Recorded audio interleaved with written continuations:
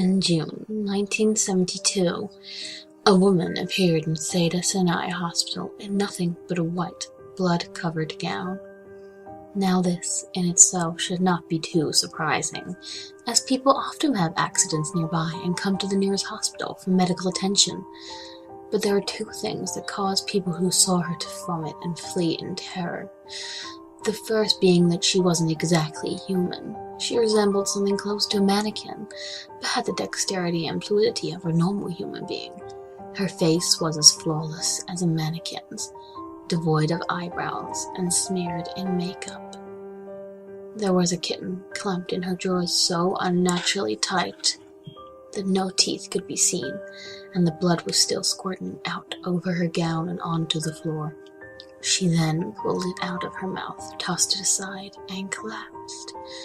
From the moment she stepped through the entrance to when she was taken to a hospital room and cleaned up before being prepped for sedation, she was completely calm, expressionless, and motionless. The doctors thought it would be best to restrain her until the authorities could arrive, and she did not protest. They were unable to get any kind of response from her, and most staff members felt too uncomfortable to look directly at her for more than a few seconds. The second the staff tried to sedate her, she fought back with extreme force. Two members of staff had to hold her down as her body rose up on the bed with the same blank expression. She turned her emotionless eyes towards the male doctor and did something unusual. She smiled. As she did, the female doctor screamed and let go of shock. In the woman's mouth were not human teeth, but long, sharp spikes, too long for her mouth to close fully without causing any damage. The male doctor stared back at her for a moment before asking, "What in the hell are you?"